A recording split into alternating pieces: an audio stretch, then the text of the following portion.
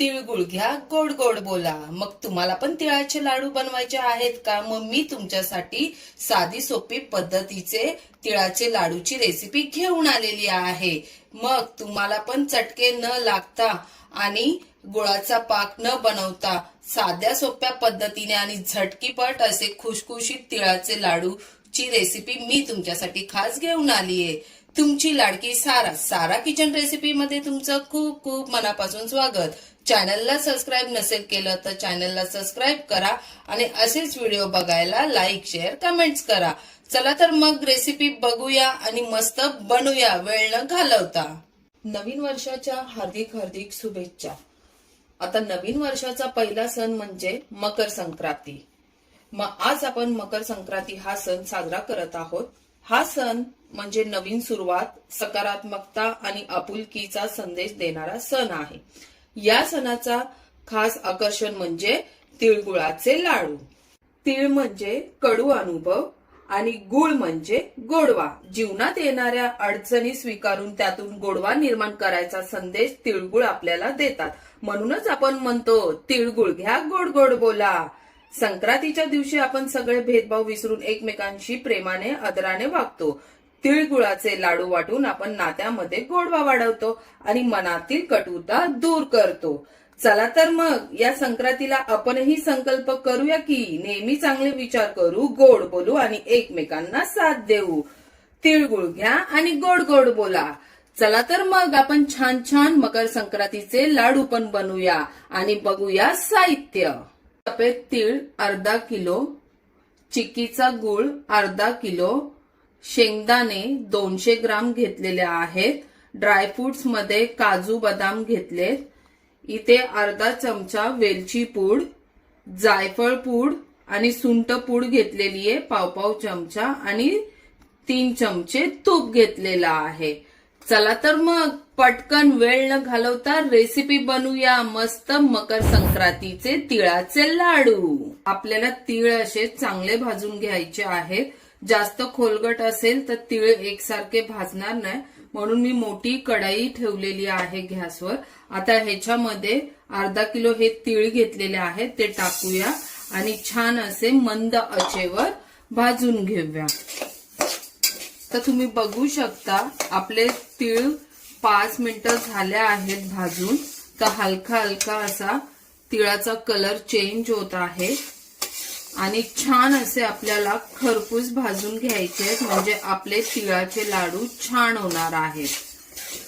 तीळ आपले छान 10 मिनिटं भाजून झालेले आहे आणि मी मंद आचेवरच तीळ छान असे भाजून घेतलेले आहे एकसारखे. तुम्ही बघू शकता. आता इथे तीळ जास्त होते म्हणून मी मंद आचेवरच सगळे तीळ एकदा छान अशा पसरट मोठी कढई वापरलेली आहे. म्हणून हे बघा चांगले तीळ आपले भाजले गेलेले आहे. आता ह्याला मी एका भांड्यात काढून घेणार आहे. कढईत मी 200 ग्राम शेंगदाणे खरपूस होईपर्यंत भाजून घेणार आहे. आता शेंगदाणे पण आपले छान असे खरपूस भाजलेले आहे. तुम्हाला आवाज येतच असेल आणि छान असे शेंगदाण्यांचे साल पण निघालेले आहेत. छान असे खरपूस भाजून झालेले आहेत. आता हे पण आपण एका प्लेटमध्ये काढून थंड करूया. कढईमध्ये मी हे 3 चमचे तूप घेतलेले ते टाकणार आहे. तूप आपलं गरम झालेलं आहे. इथे मी चिक्कीचा गुळ घेतलेला अर्धा किलो, तो आता ह्याच्यामध्ये आपल्याला सगळा टाकायचा आहे. आपल्याला पूर्ण गुळाचा पाक बनवून नाही घ्यायचा आहे. गुळ आपल्याला चांगला विरघळून घ्यायचा आहे.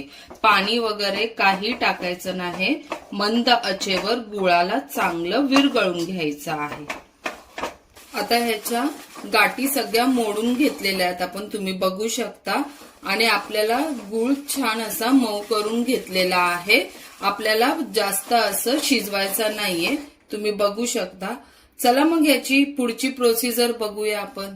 शेंगदाणे पण चांगले भाजून घेतलेले, त्याची साल काढून मी मिक्सरला थोडंसं फिरून घेतलेलं आहे, तुम्ही बघू शकता. आता ते पण मी या तिळामध्ये टाकणार आहे.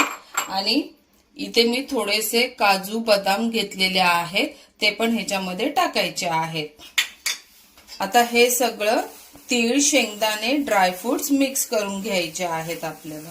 गूळ आपला छान मऊ झालेला आहे. गॅस बंद करत आहे मी.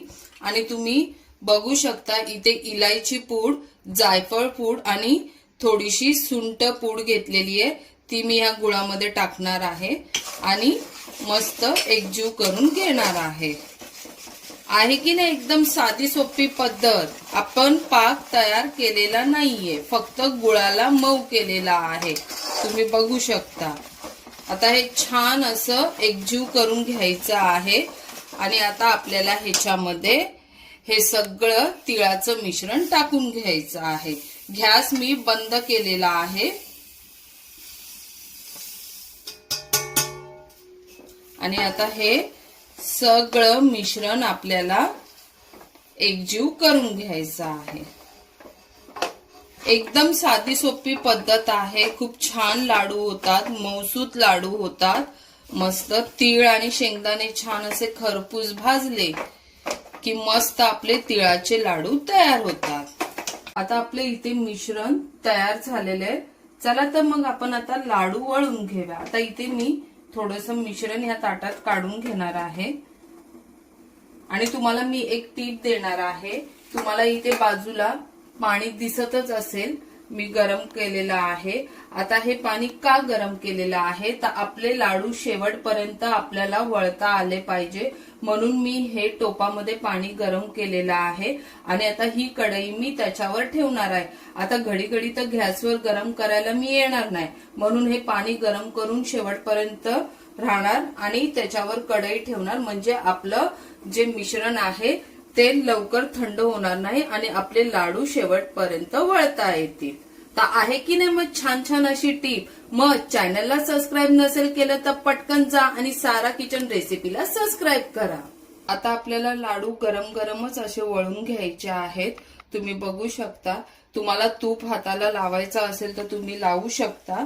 आता इथे मी तुपाचा वगैरे काहीच वापर केलेला नाहीये. आणि छान असे आपले लाडू तुम्ही बघू शकता छान असे वळून झालेले आहेत. मी तुम्हाला अजून दाखवते. आणि तुम्हाला ज्या साईजच्या प्रमाणे करायचे त्या साईजचे तुम्ही बनवू शकता. आता हे बघा छान असे मऊ लुसलुशीत लाडू झालेले आहेत आपले. हे बघा छान असे वळून पण झालेले आहेत. आता सगळे लाडू मी असेच वळून घेणार आहे. खूप साधी सोपी पद्धत आहे. या प्रमाणात जर तुम्ही बनवलं तर तुमचे लाडू छान होणार आहेत. तर तुम्ही नक्की ही रेसिपी ट्राय करा आणि संक्रांती स्पेशल तिळाचे लाडू घरीच बनवा. मग मंडळी छान असे आपले लाडू वळून झालेले आहेत. तुम्ही बघू शकता एकसारखे. मग तुम्ही पण ही रेसिपी ट्राय करा. खूप साधी सोपी रेसिपी आहे. मग व्हिडिओ आवडल्यास लाईक, शेअर, कमेंट्स करा. आणि चॅनलला सबस्क्राईब नसेल केलं तर चॅनल सबस्क्राईब करा. भेटूया लवकरच नवीन रेसिपी मध्ये. घरचे खा, मस्त रहा. Bye bye.